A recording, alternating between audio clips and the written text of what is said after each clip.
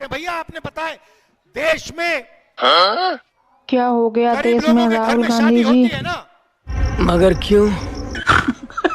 नरेंद्र मोदी जी अंबानी की शादी में चले गए, किसी गरीब व्यक्ति की शादी में इसलिए कभी गए? देश गरीब हो गया। कुछ लोगों को उम्र तो बढ़ती है लेकिन समझ नहीं बढ़ती है, तो समझने में बड़ी देर लगती। क्योंकि वो उनके हैं, क्या बोला? वो आपके नहीं है। ये सच्चाई है। ये कैसे आदमी तूने पाल रखे हैं तेजा? साले कुछ भी 10,000 बोलो, का साफ सूट साफ पहनते बोला हैं करो, जो और बोला करो, अक्ल 10 कुछ भी। पैसे की भी नहीं है। कर्ज साहब, इस देश में जातिवाद था ही नहीं। ये चुप है। आप बताइए, एकलव्य का अंगूठा क्यों काटा गया? कर्ण को सूत पुत्र क्यों कहा गया? अभी बता था भाई। जिस तरह से इन्होंने हमारे धर्म के विषय में, जाति के विषय में बोला, जिस तरह से उसे एग्जाम्पल दिया, नहीं अलायंस पार्टनर है तो इसका मतलब लड़ रहे हैं चुनाव। इसका मतलब ये नहीं है कि आप कुछ भी बोलेंगे अलायंस है तो। शाबाश बेटा। सिर्फ एक यही कहा, साथ तो है में है, मगर आप क्या लड़ रहे हैं? आप अरे उससे लड़ो जो पड़ोस आप में मुझे है। बताओ, आप लड़ रहे हो, हम साथ में हैं। आप मुझे बताइए एकलव्य का अंगूठा कहाँ से आया? इसमें कर्ण की बात कहाँ से आई? बदल लिया साला। यही कारण है जिसके कारण आज कांग्रेस की हालत हो चुकी है। चीटिंग करता है तो। अच्छा, बटोगे तो कटोगे का मतलब क्या है? जरा हम लोग को मतलब समझाइए। अभी बता था भाई, अभी बता था। जहां पर देश में हिंदू कमजोर पड़ गया वो हिस्सा देश से कट गया। और मैं उदाहरण देना चाहता हूं, जो लोग कहते हैं ना पढ़ाई पे, लिखाई पे, मुद्दे की बात पे, विकास पे ध्यान दो, तो मैं उनसे कहना चाहता हूं श्रीनगर में सबसे पढ़ी लिखी कम्युनिटी, सबसे डेवलपमेंट ओरिएंटेड कम्युनिटी, सबसे बिजनेस वाली कम्युनिटी कश्मीरी पंडित थे, 6 महीने में साफ हो गए। लाहौर में 1947 में 75% पॉपुलेशन हिंदू और सिख की थी, 90% बिजनेस, पढ़ाई सब में वो आगे थे, 6 महीने में साफ हो गए।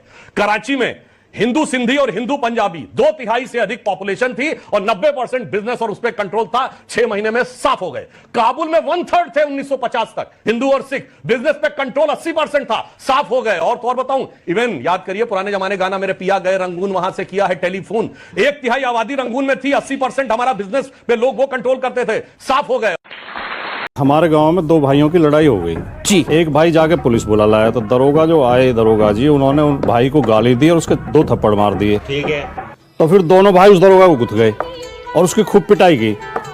उसने कहा भाई तू तो मुझे बुला के लाया था, बोला तो मैं अपने भाई को पिटवाने के लिए थोड़ी लेकर आया था। वो दरोगा को जो लेके आया था ना भाई, उसी ने दरोगा को हैसियत दी थी, अन्यथा घर में ही सेटल कर लेते तो दरोगा की दरोगाई चलती नहीं।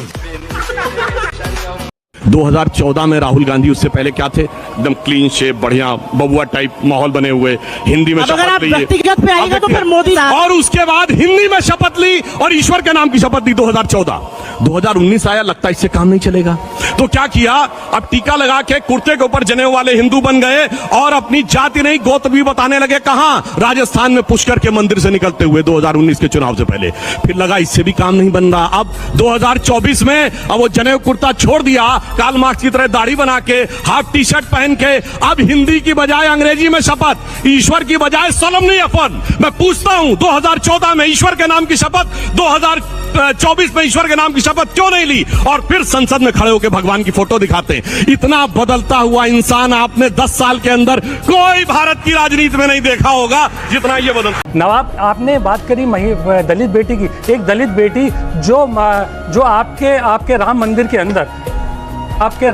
के अंदर शाबाश! इसका 6 या 7 बार उसके साथ बलात्कार हुआ। तेरी तो इसके खिलाफ मोमबत्ती जलानी पड़ेगी। राम मंदिर के अंदर बलात्कार हुआ, यही मानने करूंगा। राम मंदिर नहीं होगा, नहीं होगा। राम मंदिर के अंदर बलात्कार हुआ, राम मंदिर के अंदर बलात्कार हुआ, राम मंदिर के अंदर नहीं हो सकता। मंदिर के अंदर काम करती थी उसके ऊपर ना यही कहना चाहूंगा कि जिस तरह से कांग्रेस का बेड़ा गर्क इन्होंने किया, सपा का बेड़ा गर्क ये बयान करेगा। ये किस तरह का बयान है? और ये मेरे साथी से कह रहे हैं कि आप क्या गिनती भेड़ बकरियों की होती है, शेरों की नहीं होती है। जाइए, अच्छा 2 है काफी है सबके ऊपर। हम लोग भेड़ बकरियों की होती है और शेर की नहीं होती। सुनिए, 2 है सबके भारी है। अब बात सुनिए सनाब, हम यहाँ संसद भवन के बाहर खड़े हैं, नई संसद पे जो ये भारत के राजकीय चिन्ह के शेर थे, ये लोग कोर्ट गए थे कि शेर आक्रामक ज्यादा दिख रहे हैं, इनको शेर भीगी बिल्ली जैसे चाहिए थे। हिंदुत्व का इतिहास इस देश में 150 साल से पुराना नहीं है। अच्छा, बीसी चटर्जी ने जो कुछ लिखा आनंद भट्ट में, उसको अगर ये बच्चे पढ़ लेंगे तो खुद शर्मिंदा हो जाएंगे। बाकी सब में मानते हैं 1 पॉइंट से शुरू हुआ और 1 पॉइंट पर रुक गया। सनातन इसलिए कि वो परपीचुटी में मानता है।